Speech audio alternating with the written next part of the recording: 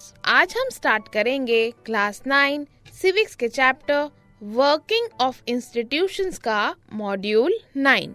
Friends, last module में हमने बात की थी prime minister and the council of ministers के बारे में। फ्रेंड्स, आज इस मॉड्यूल में हम बात करेंगे पावर्स ऑफ प्राइम मिनिस्टर के बारे में, यानी कि जो प्रधानमंत्री होते हैं इंडिया में, उनका रोल क्या होता है और उनके पास कितनी शक्तियां होती हैं, पावर्स क्या क्या होती हैं उनके पास। तो आज इस मॉड्यूल में हम पावर्स ऑफ प्राइम मिनिस्टर के बारे में डिटेल में पढ़ेंगे। तो फ्रेंड्स, प्राइम मिनिस्टर जो हैं वो हेड ऑफ द गवर्नमेंट होते हैं। कौन होते हैं? Head of the government. और आपको याद होगा कि हमने आपको बताया था कि जब हम गवर्नमेंट कहते हैं तो हम एग्जीक्यूटिव ही मीन करते हैं, यानी एकदम सिनोनिमस हैं दोनों एक दूसरे के। यानी कि prime minister head of the government है, यानी हेड ऑफ द एग्जीक्यूटिव है, और इनके पास कई सारी पावर्स होती हैं, यानी वाइड रेंजिंग पावर्स होती हैं। कौन कौन सी? आइए देखते हैं। प्राइम मिनिस्टर जो है वो इंडिया में वो कैबिनेट मीटिंग के हेड होते हैं। हमने आपको बताया था कि काउंसिल ऑफ मिनिस्टर जो हैं वो कैबिनेट मीटिंग्स में ही जो बहुत ज़्यादा इम्पोर्टेंट डिसीजंस लेते हैं वो इन मीटिंग्स में लेते हैं, कैबिनेट मीटिंग्स में लेते हैं, और इनको चेयर करते हैं, इनको जो हेड करते हैं वो हैं प्राइम मिनिस्टर। तो प्राइम मिनिस्टर जो हैं वो कैबिनेट मीटिंग के हेड होते हैं। डिफरेंट डिपार्टमेंट्स का वर्क भी कोऑर्डिनेट करते हैं प्राइम मिनिस्टर, यानी कि उनके अंडर एग्जीक्यूटिव में जो भी डिपार्टमेंट्स हैं, कई सारे डिपार्टमेंट्स उनके अंडर काम करते हैं, तो उन सभी का जो कामकाज है उसको मोटा मोटी वो कोऑर्डिनेट करते हैं। उनका डिसीजन फाइनल होता है इन केस ऑफ डिसएग्रीमेंट और different of opinions between departments. यानी कि देखिए, कई जगह ऐसे होता है कि भाई बहुत सारी चीज़ें अगर हैं, बहुत सारे लोग हैं, तो ऑब्वियसली डिफरेंसेस आ जाते हैं। मतलब कोई कुछ सोचता है, किसी का मत कुछ होता है, किसी का कुछ और ओपिनियन होता है, तो सब में एक हार्मनी बना के रखना। किसी में अगर डिसएग्रीमेंट हो गया डिपार्टमेंट्स के बीच, तो क्या होता है कि जो प्राइम मिनिस्टर हैं वो उनको सॉल्व कराते हैं। यानी कि अगर किसी में लड़ाई झगड़ा डिसएग्रीमेंट होते हैं, डिपार्टमेंट्स के बीच डिफरेंसेस आते हैं, तो जो पीएम डिसीजन लेंगे वो ही डिसीजन फाइनल होता है। सो उनका डिसीजन फाइनल होता है in case of disagreement between the departments.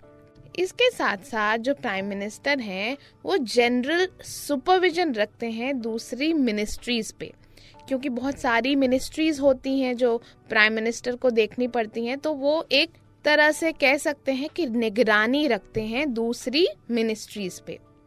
साथ ही सारे मिनिस्टर्स जो हैं वो प्राइम मिनिस्टर की लीडरशिप के अंडर ही काम करते हैं, यानी सारे मिनिस्टर्स प्राइम मिनिस्टर के अंडर ही काम करते हैं। साथ ही जो प्राइम मिनिस्टर हैं वो डिस्ट्रीब्यूट करते हैं, एलोकेट करते हैं काम को, जो इम्पोर्टेंट वर्क होता है वो मिनिस्टर्स को डिस्ट्रीब्यूट, रीडिस्ट्रीब्यूट, एलोकेट करते हैं प्राइम मिनिस्टर। साथ ही प्राइम मिनिस्टर के पास पावर होती है कि अगर ज़रूरत पड़े तो वो दूसरे किसी भी मिनिस्टर को डिसमिस कर सकते हैं।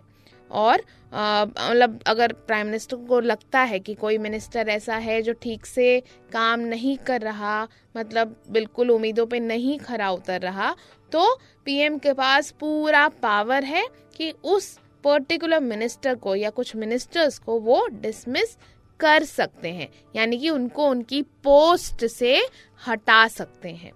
साथ ही फ्रेंड्स, एक और इंटरेस्टिंग चीज़ ये है कि सपोज अगर प्राइम मिनिस्टर क्विट करता है तो उनके साथ साथ सिर्फ प्राइम मिनिस्टर ही क्विट नहीं करेगा, उनके साथ साथ पूरी मिनिस्ट्री भी क्विट करती है, क्योंकि सारी मिनिस्ट्रीज और जो पीएम हैं वो बिल्कुल कह सकते हैं कि एक ही सिक्के के दो पहलू हैं।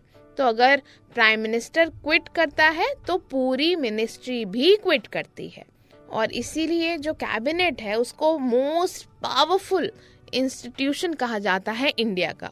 और कैबिनेट में जो है वो प्राइम मिनिस्टर मोस्ट पावरफुल होते हैं। क्यों? क्योंकि पता ही है, अगर प्राइम मिनिस्टर क्विट करेंगे तो पूरी मिनिस्ट्री क्विट कर देगी। तो कैबिनेट जो है वो मोस्ट पावरफुल इंस्टीट्यूशन है इंडिया का, आपको पता है। और कैबिनेट में prime minister is the most powerful. Friends, हमारी कंट्री में प्राइम मिनिस्टर के पास बहुत सारी पावर्स होती हैं और इसी तरह की जो गवर्नमेंट होती है, यानी कि पार्लियामेंट्री गवर्नमेंट होती है, जिनमें पार्लियामेंट्स होते हैं, उनको क्योंकि पीएम के पास बहुत पावर्स होती हैं, तो कई बार ऐसी गवर्नमेंट को prime ministerial form of government भी कहा जाता है। क्यों?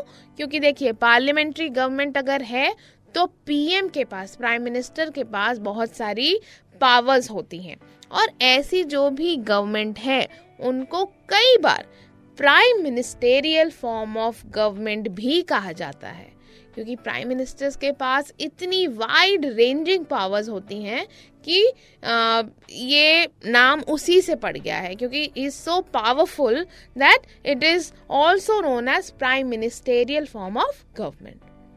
फ्रेंड्स, प्राइम मिनिस्टर के जो पावर होते हैं ये कोलिजन गवर्नमेंट में कुछ अलग होते हैं और जो पीएम इन मेजॉरिटी होते हैं, यानी सिंगल मेजॉरिटी गवर्नमेंट में कुछ अलग होते हैं। अगर हम कंपेयर करें इनके पावर्स को, मतलब अगर एक प्रधानमंत्री है वो बना है मेजॉरिटी से, यानी वो जिस पार्टी के सदस्य हैं, मेंबर हैं, अगर वो पार्टी जीत गई है मेजॉरिटी से, तब तो उनको किसी और पार्टी का सपोर्ट नहीं चाहिए, अलायंस नहीं बनाना, कोलिजन गवर्नमेंट नहीं बनानी, तो उस पीएम के पास अलग पावर्स होंगी। और जो पीएम ऐसे बनेंगे कि भाई उनको पीएम जिस पार्टी के हैं उसको मेजॉरिटी नहीं मिली है, बल्कि वो अलायंस बना के, कोलिजन बना के उस पार्टी के एक पीएम बनाए गए हैं, तो उसमें जो पीएम होंगे, उस केस में पीएम होंगे वो थोड़े अलग पावर्स वाले होंगे। कैसे? चलिए बताती हूँ। असल में फ्रेंड्स, सिंगल मेजॉरिटी गवर्नमेंट में प्राइम मिनिस्टर के पास पावर्स ज्यादा होती हैं। और ऐसा क्यों?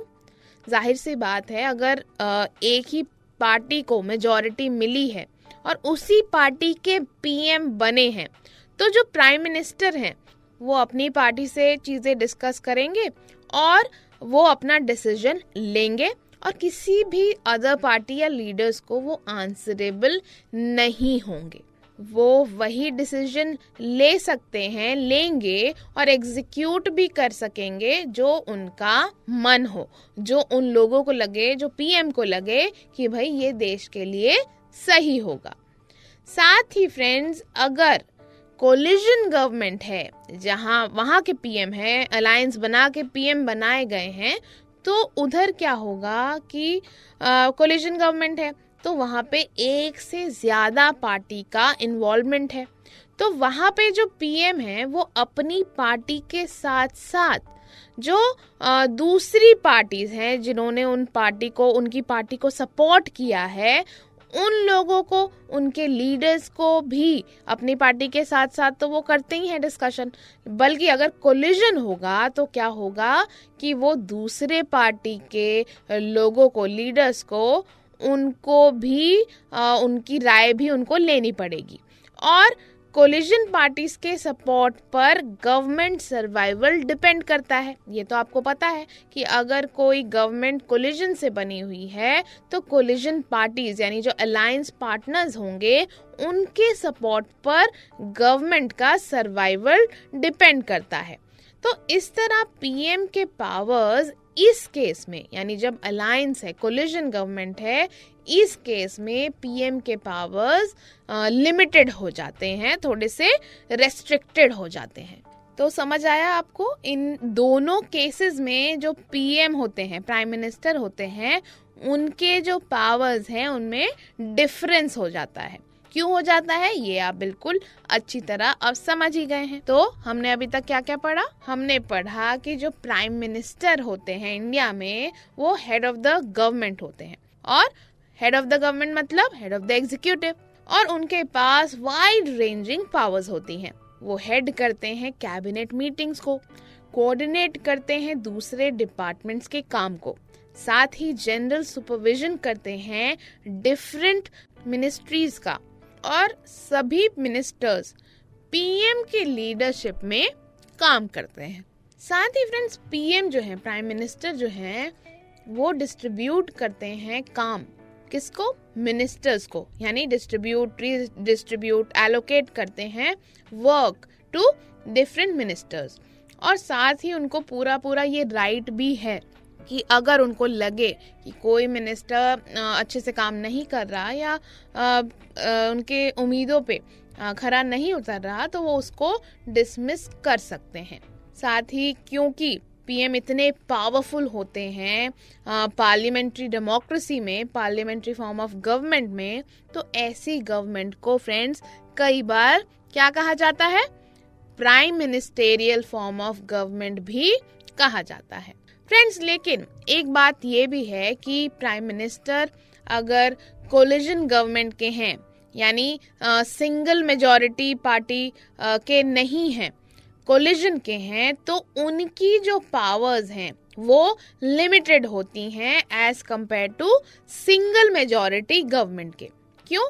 क्योंकि इस केस में क्या होता है कि पीएम अगर कोलिजन गवर्नमेंट के हैं तो वो अपनी पार्टी के साथ साथ जो दूसरे अलायंस पार्टनर्स होते हैं, अदर पार्टीज होते हैं, उनके व्यूज, उनकी रजामंदी भी प्राइम मिनिस्टर को लेनी पड़ती है कई चीजों में। तो इसीलिए जो उनकी पावर्स हैं वो लिमिटेड हो जाती हैं इस केस में। So let us revise once again. Friends, as head of the government, the Prime Minister has wide-ranging powers. He chairs the cabinet meetings. He coordinates the work of different departments. His decisions are final in case of disagreements arise between departments. He exercises general supervision of different ministries. Along with these things, all ministers work under his leadership. The Prime Minister distributes and redistributes work to the ministers. He also has the power to dismiss ministers. Along with this, the powers of the Prime Minister in all parliamentary democracies of the world have increased so much that parliamentary democracies are sometimes seen as prime ministerial form of government. Friends, the Prime Minister of a coalition government cannot take decisions as he likes.